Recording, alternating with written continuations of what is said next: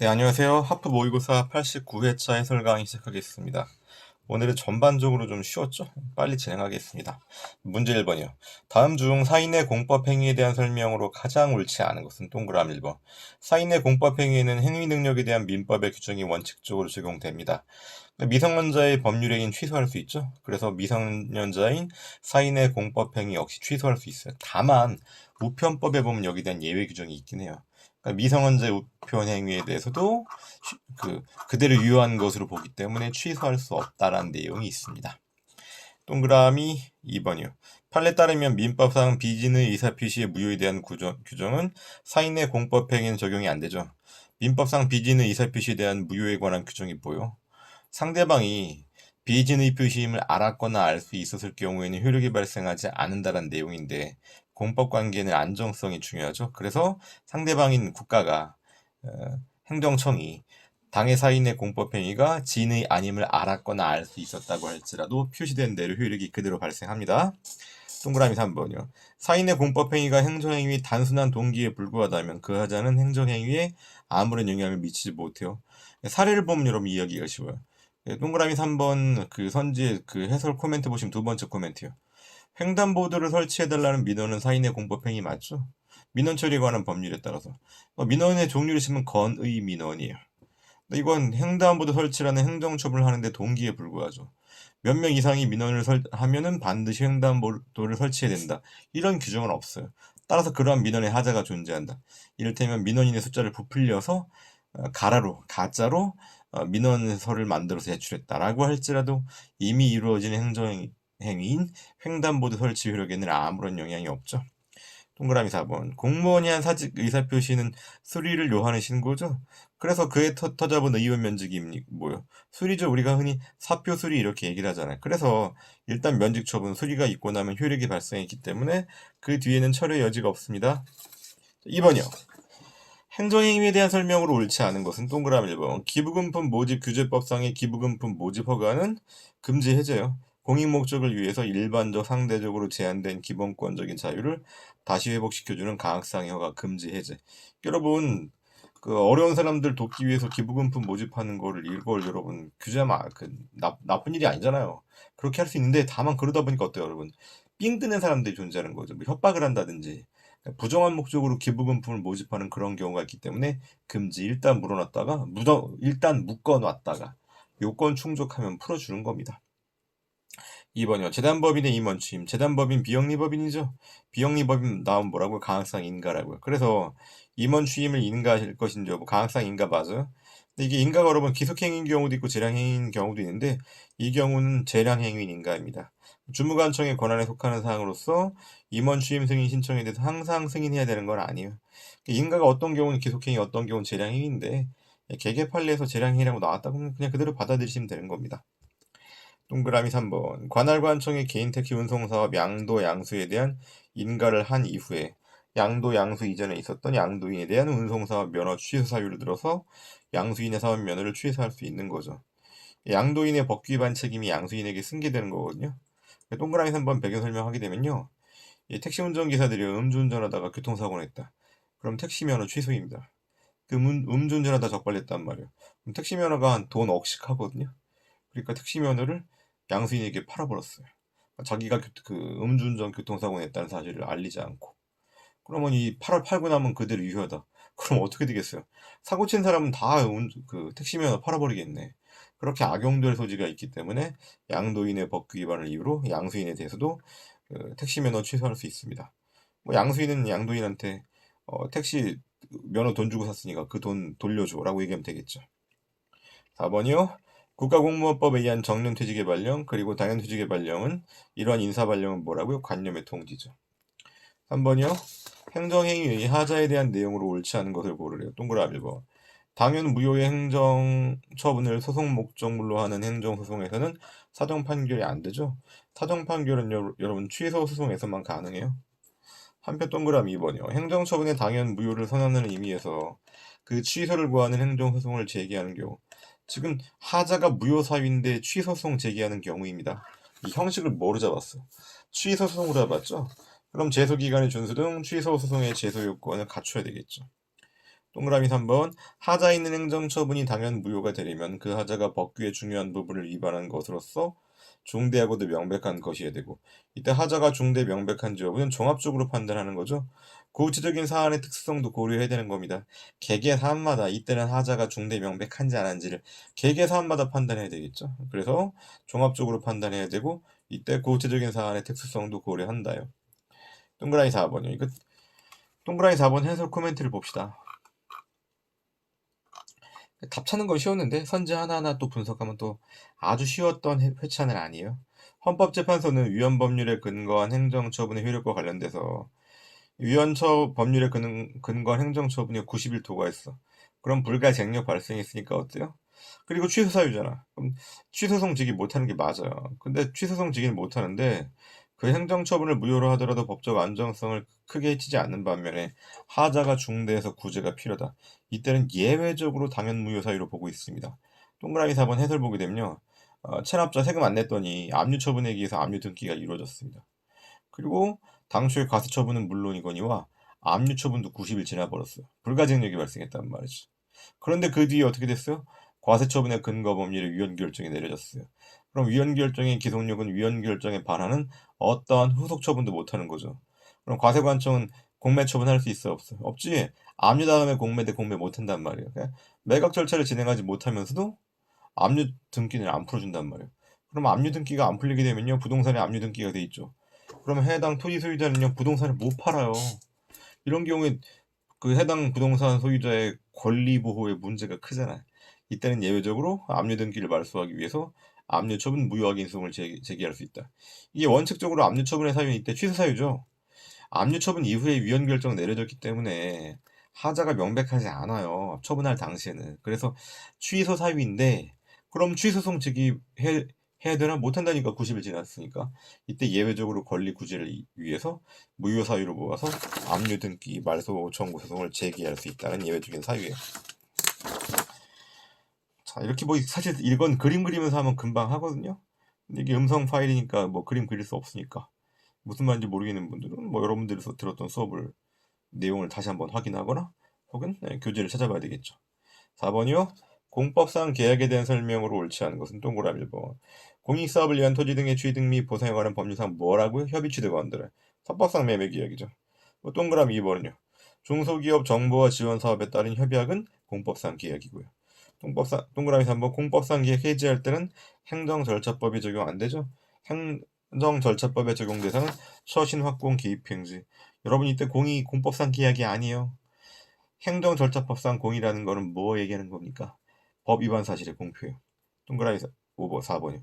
산업 직접 활성화 및 공장 설립에 관한 법률에 따른 산업단지에 대한 입주계약의 해지 통보. 입주계약의 법적 성격이 뭔지 솔직히 잘 모르겠어요. 잘 모르겠는데 입주계약 해지 통보는 뭐 공장 쫓아내는 거죠. 뭐라고요? 공장 쫓아내는 거다. 무서운가 봐. 그래서 우월한 공권력 행사로 보아서 처분성을 인정하고 있습니다. 이게 처분인지 아닌지는 여러분 동그라미 4번 나와 있는 첫 번째 줄 나와 있는 이 법률, 산업 직접 활성화 및 공장 설립에 관한 법률을 찾아봐야 돼. 그런데 우리가 이걸 일일이 개별법을 찾아볼 수가 없잖아요. 그러니까 이런 판례는 상황에 맞추어서 맥락에 맞추어서 이해 혹은 암기를 해야 되겠죠. 공장 쫓아낸다. 공장 철거하고 쫓아낸단 말이죠. 무섭죠? 우월한 공권력 행사인 처분이다. 5번이요. 행정 강제 수단에 대한 설명으로 옳지 않은 것은 동그라미 1번. 행정기관은 법령 등에서 행정조사를 규정하고 있는 경우에 하나여 행정조사 실시할 수 있지만 이거 행정조사 법정주의라고도 부르고요. 그냥 일반적인 법률을 풀게 되면 침익행정에 대한 법률 위반 원칙이죠. 다만 조사 대상자의 자발적인 협조를 얻어 실시하는 경우 임의조사죠. 임의조사의 경우에는 법령의 근거가 없어도 상관없다. 동그라미 2번이요. 화재 진압 작업을 위해서 화재 발생 현장에서 불법 주차 차량을 제거한다는 말은 법적 성격이 뭐요? 이거 즉시강제죠. 즉시강제. 상대방의 의무 위반한 사실도 없어요. 즉시강제. 급박성을 이유로 하는 거 맞고 법적 근거가 있어야 돼요. 법적 근거 왜 침익행정이잖아요. 침익행정. 침익행정은 항상 뭐가 있어야 된다? 법적 근거가 있어야 되고 걱정하지 마세요. 소방기본법상 법적 근거가 있어요. 소방기본 보게 되면요.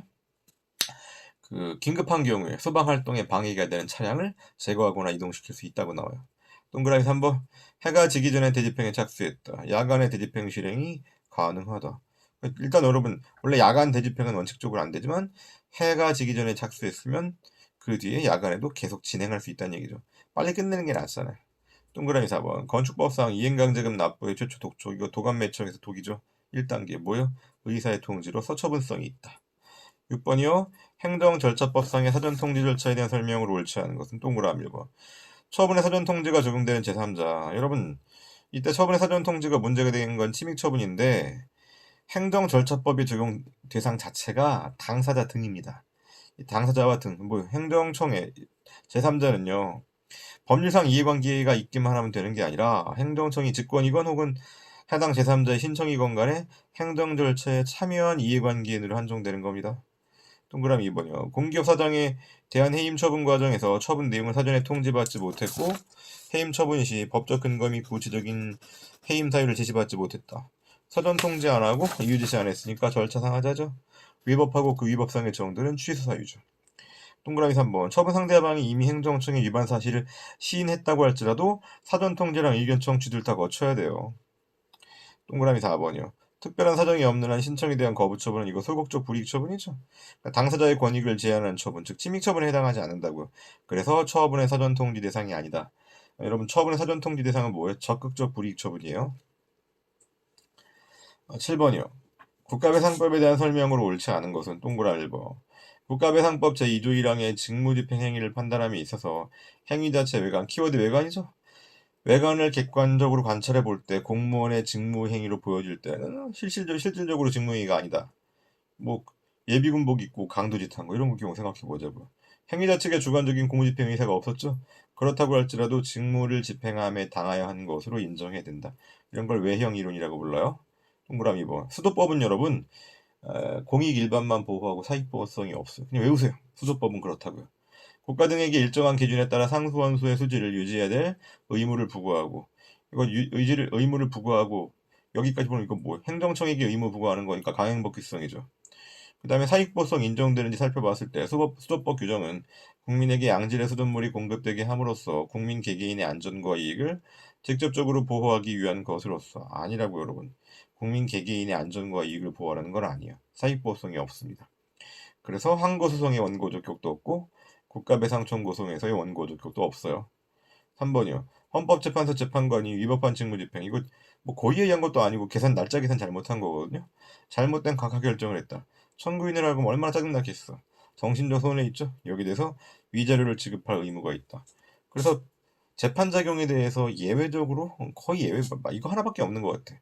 재판작용에 대해서 국가배상 책임을 인정한 거의 예외적인 사안이다. 동그라미 4번이요. 법령에 대한 해석이 복잡 미묘하여 워낙 어렵고 이에 대한 학설 판례조차 일치되어 있지 않은 등의 특별한 사정. 여기까지 원단 쳐보자고요. 이런 경우엔 여러분 법령 해석을 잘못했어도 공무원의 고의과실이 없습니다. 그런 사정이 아니라 두 번째요.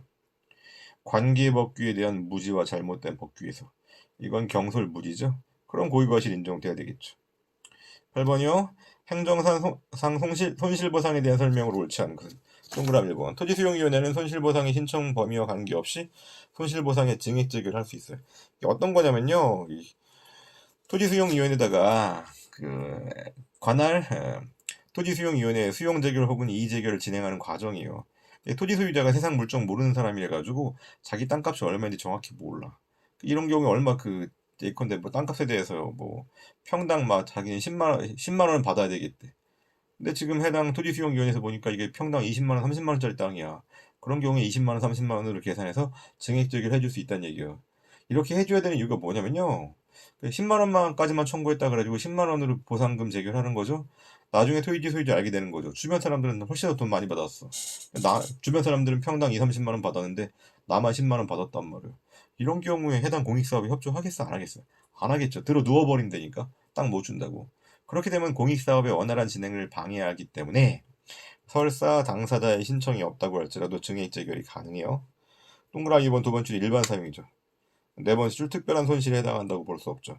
특별 사용이 침해받았으면 이건 특별한 손실이지만 일반 사용이란 말의 의미가 뭐 누구나 다 이용하는 통행로란 얘기입니다. 통행로가 폐쇄되었다. 누구나 다 이용하는 일이니까 그럼 이 경우는 특별한 희생에 해당한다고 볼 수 없기 때문에 손실보상이 안 되는 겁니다. 여러분 만약에 누구나 이용하는 통행로가 아니라 그 해당 지역 주민들의 경우에는요. 대로로 진입하는 유일한 도로예요. 이게 막혀버리면 대로를 진입을 못해. 그땐 특별희생이라고 볼 수 있겠죠. 그렇지 않은 동그라미 2번 일반 사용의 경우에는 특별희생으로 볼 수 없다. 동그라미 3번이요. 손실보상 청구권의 성질에 대해서 대법원 전통적으로 사건으로 보고 있는데 최근에는 공권으로 보아서 당사자 소송이 가능하다고 한 판례가 나타나고 있고요. 8번의 동그라미 3번은 제가 해설에다가 코멘트 해놨죠. 이건 외우셔야 돼요, 여러분. 8번의 동그라미 3번 보시게 되면은 다만 최근에는 하천법상 손실보상 청구권, 로마서 문자 2번 토지보상법상 농업손실보상 청구권, 그다음에 로마서 문자 3번에 토지보상법상 주거이전비 보상 청구권, 그리고 또 뭐가 있습니까? 로마서 4번에 토지보상법 사업폐지 손실보상 청구권까지. 그 다음에 헌법재판소는 재산권의 제한이 특별한 희생에 해당하는 경우에 보상 규정을 두지 않고 있으면 위헌인데, 너무 쉽게 위헌으로 만들어서 법 규정을 날려버리면 해당 공익사업 자체가 중단될 수가 있겠죠. 그렇기 때문에 단순 위헌이 아니라 헌법 불합치 결정을 해요. 헌법 불합치 결정이라는 게 이게 사정 판결 비스무리한 거라 가지고 일단은 효력을 유지시켜 줍니다. 뭐 어떻게 돼요? 입법자가 개선 입법을 해야 돼요.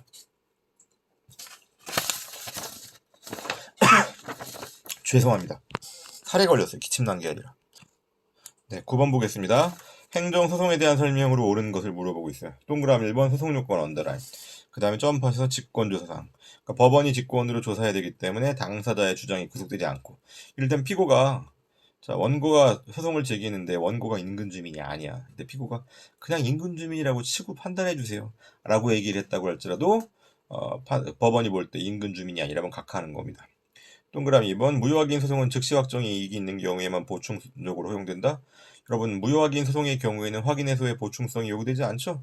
즉시 확정의 이익, 확인해소의 보충성, 별도의 확인의 이익 다 같은 말이에요. 동그라미 3번 부작위법 확인 소송의 대상이 되는, 부작이라고 하려면 신청에 대한 무응답이라야 돼. 신청이 없으면 여러분 부작이라는 말이 성립할 수가 없어요. 동그라미 4번 당사자 소송의 피고는 행정주체죠? 항고소송의 피고가 행정청이지. 틀렸고. 10번이요. 다음 중 민중소송에 해당하는 것은? 해설 보시게 되면 제가 민중소송과 기관소송 정리해놨거든요. 민중소송 보니까 선거소송, 당선소송, 주민투표소송, 주민소송, 주민투표소송, 주민소환투표소송이네. 그러니까 이게 투표 관련된 거랑, 그러니까 선거 관련된 거랑 지자체 관련된 거라고 이렇게, 그러니까 지자체, 주민 관련된 거 이렇게 보시면 돼요. 그러니까 앞에 부분 선당고 이거 앞글자 외라는 게 아니라 이건 선거 관련된 거고, 그다음에 여기 뭐 주주주 밑에는 주민과 관련된 거죠. 기억이요. 지방자치법상 지방의회 의원 징계 의결에 대한 무효확인 소송. 이건 지방의회를 피고로 지방의회 의원이 제기하는 뭡니까? 항고소송이죠. 이네 주민소송의 유형으로서 부당이득 발언 청구 소송이란 말 신경 쓰지 마시고요. 주민소송의 경우는요, 성질에 반하지 않는 한 그러니까 객관 소송의 경우에는 성질에 반하지 않는 한 주관 소송의 규정을 다 준용할 수 있어요. 그렇기 때문에 부당이득 반환을 구하는 형태의 주민소송도 가능하다고. 디귿 중지청구 소송의 형태의 주민소송도 가능하고, 니은과 디귿 둘 다 주민소송이네. 민중소송에 해당하죠. 이를 당선소송, 미음, 선거소송 둘 다 선거 관련인 거니까 민중소송에 해당하는 겁니다. 10번 은근히 좀 까다로웠죠. 민중소송에 해당하지 않는 건 동그라미 1번이요. 기억. 기억의 경우는 지방의회 의원 징계 의결에 대한 무효확인 소송은 지방의회를 피고로 하는 항고소송에 해당한다입니다. 드디어 20분 끊었습니다. 뭐 뒤로 가면 여러분들이 이미 같은 설명이 반복되고 또 여러분들의 실력도 점점 늘어나니까 앞으로 20분 안에 끊는 경우가 점점 많아질 겁니다. 그래봐 이제 한 10회 정도 남았죠. 남은 기간 또 잘해봅시다.